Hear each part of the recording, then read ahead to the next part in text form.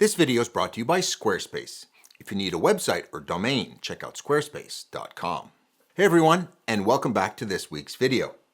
Are you a fan of thin depths of field, making the background nice and smooth? But do you also like wider shots that show off a larger amount of the environment? The problem is, long focal length lenses give you one, and short focal length lenses give you the other. What if I could show you a technique to get both in the same shot? In this video, I'm going to show you the Brenizer method, also called the bokeh panorama, so you can go from this to this. Stay till the end so I can give you an important processing trick in processing such a photo.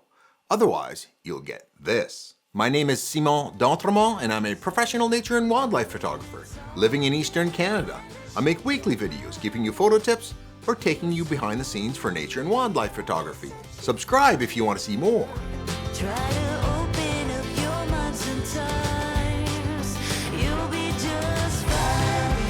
So first, let's understand what's going on here. Many genres like to have a thin depth of field with soft, blurry backgrounds, like wildlife and portraiture. In past videos, I've explained that depths of field are affected by focal lengths. Long focal length lenses, like my 600mm f4 for example, will have a much thinner depth of field than a wide-angle lens at f4, even if the aperture is the same. But long focal lengths give small fields of view. To get a wide field of view, we use a shorter focal length, like 24mm on my 24 to 70mm zoom. But then wide-angle lenses give deep depths of field, making the background in focus. So what the heck do we do when we want a thin depth of field with a blurry background and a wide field of view at the same time? To the rescue, the Brenizer method, popularized by Ryan Brenizer. So how does this work? What you do is you use a long focal length lens, which gives you a thin depth of field, and take multiple shots of your subject and the surrounding environment, which you stitch together using software into a panorama to give the equivalent field of view of a wide-angle lens, but with the soft background of a long focal length. So let's head out into the field and try this out.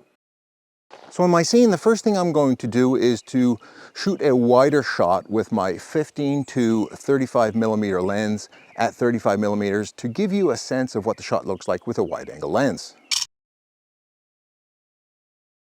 And now I'm going to shoot with my 70 to 200 at 200mm and f2.8, which gives a thinner depth of field.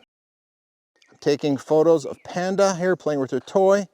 What I'm going to do now is take my finger off the back button focus so that the camera does not refocus.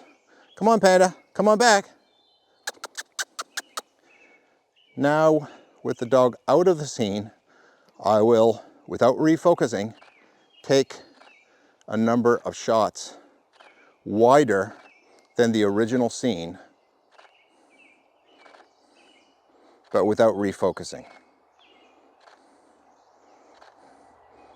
I'm going to take a few extras, a little bit wider than before, so I got a little bit more room for my panorama stitch, where sometimes you can lose some of the room that's available. And we'll put that together. Now, a few tips when you're doing this. You should do this in manual, because when you're going to be taking lots of different images, the settings can't change between the images. The depth of field needs to be the same, and the white balance needs to be the same as well. So set your camera on manual and try to get the shutter speed, aperture, and ISO where you like it so that it doesn't change, and check your white balance as well to manual. The other thing that can't change is the plane within the photo where things are in focus. So once you get a first shot on your subject, try to not refocus, which means turning your lens onto manual focus, or if you're using back button focus, take your finger off the back button so the camera doesn't refocus, so that the balance of the shots are taken at the same focus plane. Okay, we've got our pics. Now we're going to go back to the computer and stitch these together. See you there. I'd like to thank the sponsor of this video, Squarespace. If you haven't heard of them, they're an all-in-one website platform that helps you create your website from scratch. You don't need any coding experience or even to be tech savvy. They have lots of templates to choose from to make it easy to get your own website up and running in no time. But even though they have great templates like ones for photography, for example, the place to go now is to use their new Design Intelligence feature. using both Squarespace's experience and cutting-edge AI to help you tailor your own website to your own specific needs. It can even help you write text to describe your business or with search engine optimization.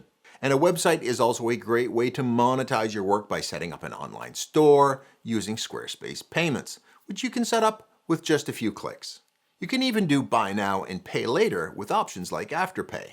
Go to squarespace.com to sign up for a free trial, and when you're ready to launch, go to squarespace.com/Simon for 10% off your first purchase of a website or domain. Okay, we're back in the office now, and I'm going to be showing you how I put together my bokeh panorama. I've taken multiple images here. Yeah, I'm using Lightroom Classic for this, but many different pieces of software will be able to do this. Now, I've got several photos of my dog here. And as I mentioned earlier, all shot with the same settings on manual. That way nothing's changing, including the white balance. Now, I don't want to use necessarily all of the photos with my dog in it, because when you try to stitch images together in a panorama, if anything moves within the photo, it can make it difficult for the stitching software to put it together. So what I'm going to do is I'm going to choose one photo of my dog. And then afterwards, I'm going to move to the scene where I had ask the dog to get out of the scene, and I'll choose the photos to add to my panorama, and it will make the stitching easier. You can stitch together photos that have multiple photos with your subject in it, but can sometimes make the stitch a bit challenging if anything moves within the photo, including your frame of view and the angle at which you took the photo. So now I've selected all the photos that I want to include in my panorama. So now I can right-click, Photo Merge, Panorama.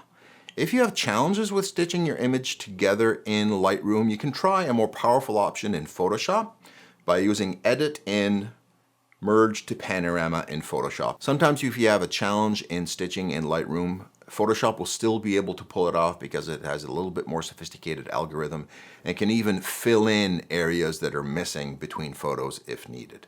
But this time I'm going to use Photo Merge, Panorama. Now this is going to take a few seconds, and a good time to give you a tip. If you have the choice between a low megapixel camera and a high megapixel camera to shoot a big panorama like this, I recommend the low megapixel camera actually, because this photo will have maybe 20,000 pixels by 10,000 pixels in terms of dimensions, because you're stitching multiple photos together, and will have plenty of resolution even with a low megapixel camera. And if you use a high megapixel camera, it will really stress your computer and take a long time to stitch it together because of the complexity and the number of pixels. If you have lots of photos, this can take up to several minutes, so be patient. There we go, and now Lightroom is giving me a preview of what the photo will look like after the panorama is stitched together. So now you need to click Merge for it to do the final merging of everything together, and again, this can take a little bit of time. If your panorama starts to look a bit warped or the proportions are not looking right, you can select a different projection methodology, including spherical, perspective, and cylindrical. But this time, the automatic settings worked fine for me. So I'm going to hit Merge. As you may know, I have a passion for helping wildlife photographers, and on top of having a course on wildlife photography, in the last 2 weeks I've launched a brand new course on how to post-process your wildlife photos in Lightroom Classic. I have 29 modules and 10 hours of video footage, and I even give you 25 of my own wildlife raw photos to process along with me. Look at the link below for more details. Okay, now our panorama has been stitched together, but you'll see that there is parts of the field of view are missing because I didn't have it on a tripod, wasn't perfectly square. In this particular case, it's not a big deal. I will just crop this so that I remove the parts of the image that have no real pixels to them. And of course, I can crop this to whatever field of view I want. I can have a very wide field of view here if I want. And to check the pixel dimensions on Lightroom Classic, hit I a few times, and you'll see on the upper left here, it's almost 12,000 pixels by 6,000 pixels. So I have plenty of resolution, even with a low megapixel camera. So even if I wanted to, I could crop this much, much smaller, something like this, for example, and I would still have plenty of pixels left. It ends up being a very high resolution image, which gives you lots of options to be able to play around with. And with a bit of processing, here is the before and after. Try this on a portrait shoot, an engagement shoot, a wedding photo for a really unique look to your photos. And a bonus tip, make sure you use profile corrections. If you have vignetting in your lenses, that is darker corners that are a lens aberration from the bending of light, this will show in your photos. If it's bad enough, it can look like this. If you found this video deserving, give it a like and YouTube will show it to even more people, helping them grow as photographers. And I hope they can use these new techniques like the Brenizer method to take your own unique and amazing photos. I know you can do it.